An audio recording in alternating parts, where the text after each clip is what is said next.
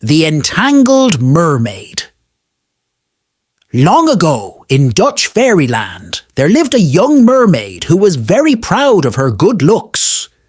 She was one of a family of mere or lake folks dwelling not far from the sea. Her home was a great pool of water that was half salt and half fresh, for it lay around an island near the mouth of a river. Part of the day, when the sea tides were out, she splashed and played, dived and swam in the soft water of the inland current. When the ocean heaved and the salt water rushed in, the mermaid floated and frolicked and paddled to her heart's content. Her father was a grey-bearded merryman and very proud of his handsome daughter. He owned an island near the river mouth where the young mermaids held their picnics and parties and received the visits of young merrymen. Her mother and two aunts were merwomen. All of these were sober folks and attended to the business which occupies all well-brought-up mermaids and merrymen. This was to keep their pool clean and nice. No frogs, toads, or eels were allowed near, but in the work of daily house cleaning, the storks and the mermaids were great friends. All water creatures that were not thought to be polite and well-behaved were expected to keep away.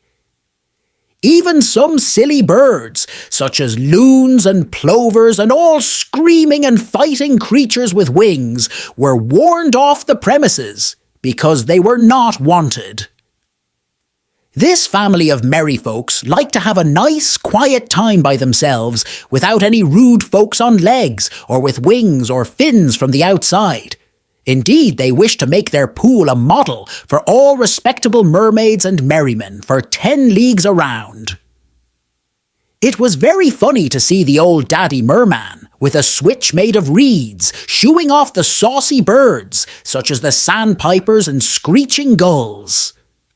For the bullfrogs, too big for the storks to swallow, and for impudent fishes, he had a whip made of seaweed.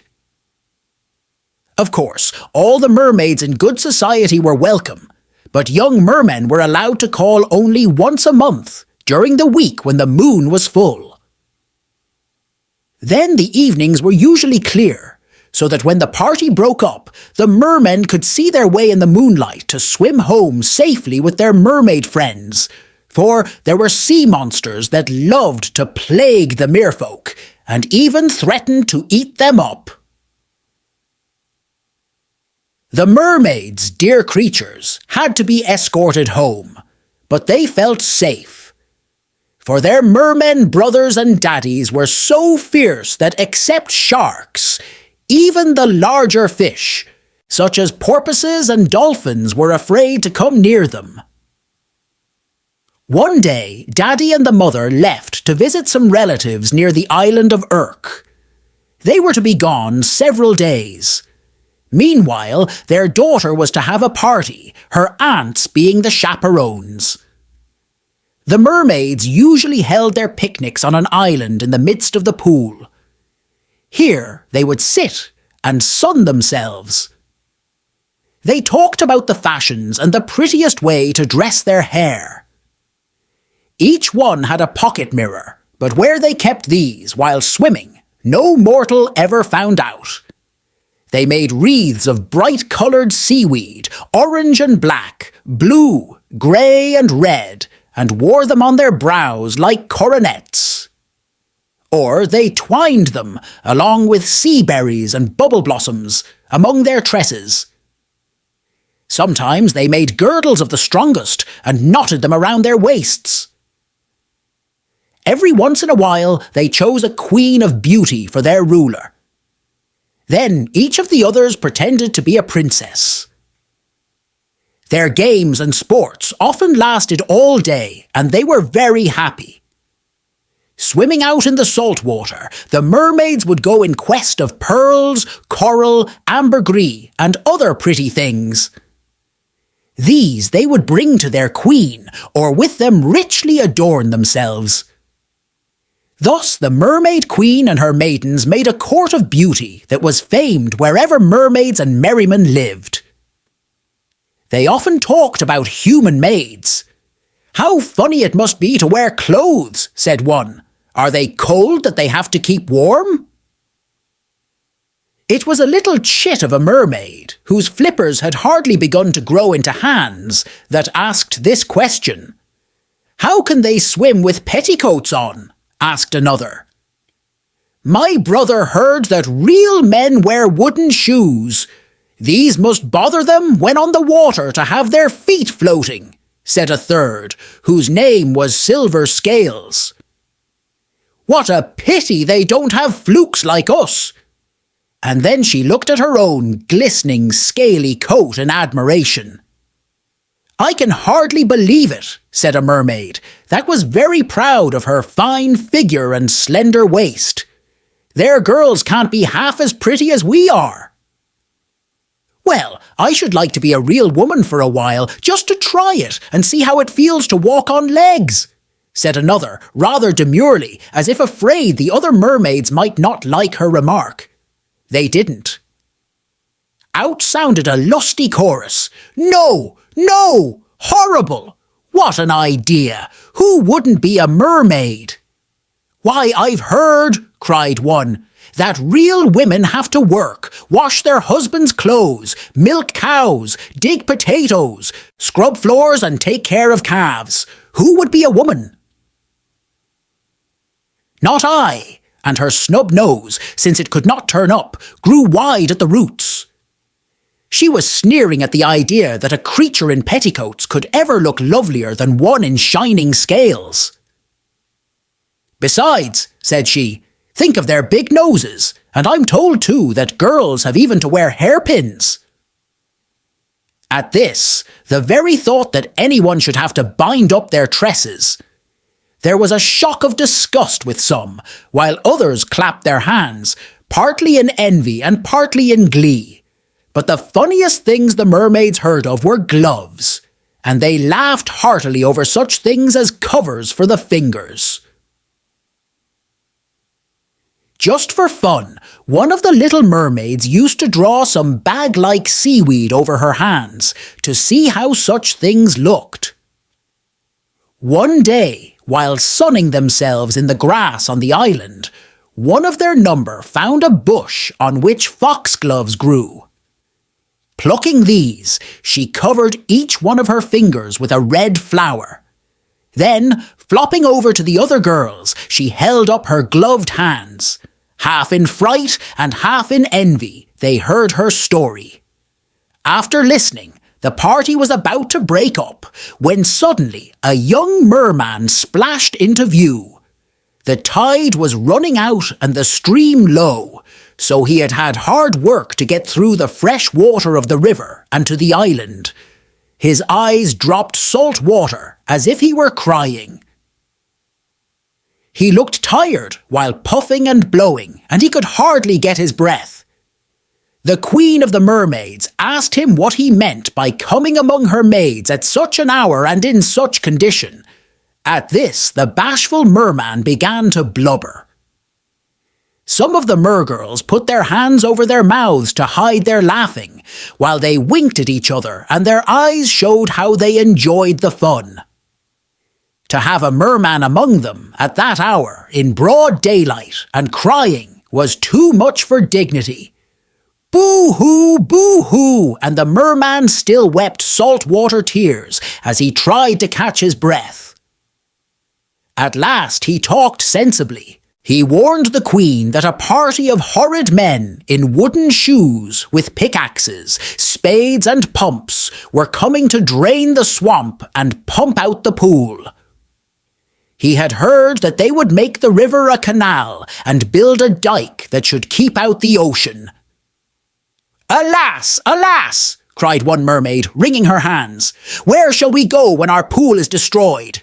We can't live in the ocean all the time." Then she wept copiously. The salt-water tears fell from her great round eyes in big drops. "Hush!" cried the Queen. "I don't believe the merman's story. He only tells it to frighten us. It's just like him." In fact, the Queen suspected that the merman's story was all a sham, and that he had come among her maids with a set purpose to run off with silver scales. She was one of the prettiest mermaids in the company, but very young, vain and frivolous. It was no secret that she and the merman were in love and wanted to get married.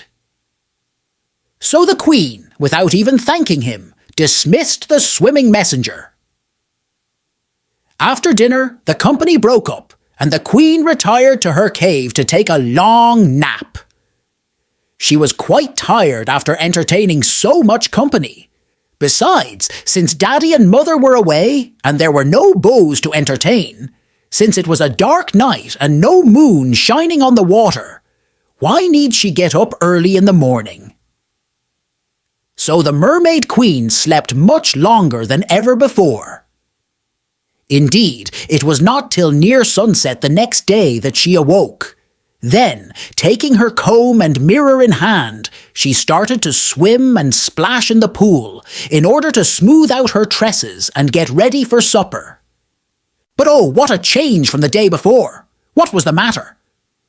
All around her things looked different. The water had fallen low, and the pool was nearly empty. The river, instead of flowing, was as quiet as a pond. Horrors! When she swam forward, what should she see but a dike and fences? An army of horrid men had come when she was asleep and built a dam. They had fenced round the swamp and were actually beginning to dig sluices to drain the land. Some were at work, building a windmill to help in pumping out the water. The first thing she knew, she had bumped her pretty nose against the dam. She thought at once of escaping over the logs and into the sea. When she tried to clamber over the top and get through the fence, her hair got so entangled between the bars that she had to throw away her comb and mirror and try to untangle her tresses. The more she tried, the worse became the tangle. Soon her long hair was all twisted up in the timber. In vain were her struggles to escape. She was ready to die with fright when she saw 4 horrid men rush up to seize her.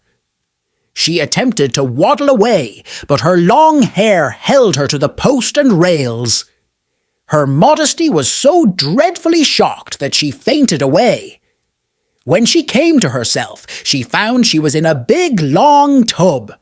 A crowd of curious little girls and boys were looking at her, for she was on show as a great curiosity.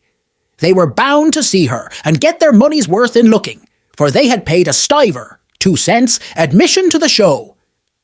Again, before all these eyes, her modesty was so shocked that she gave one groan, flopped over, and died in the tub. Woe to the poor father and mother at Urk! They came back to find their old home gone. Unable to get into it, they swam out to sea, never stopping till they reached Spitzbergen. What became of the body of the Mermaid Queen? Learned men came from Leiden to examine what was now only a specimen, and to see how mermaids were made up. Then her skin was stuffed and glass eyes put in, where her shining orbs had been. After this, her body was stuffed and mounted in the museum, that is, set up above a glass case and resting upon iron rods. Artists came to Leiden to make pictures of her, and no fewer than 9 noblemen copied her pretty form and features into their coats of arms. Instead of the mermaid's pool is now a cheese farm of 50 cows, a fine house and barn, and a family of pink-cheeked, yellow-haired children who walk and play in wooden shoes. So this particular mermaid, all because of her entanglement in the fence, was more famous when stuffed than when living, while all her young friends and older relatives were forgotten. Thank you for watching the story. Don't forget to subscribe to the Haduda Hakaya channel.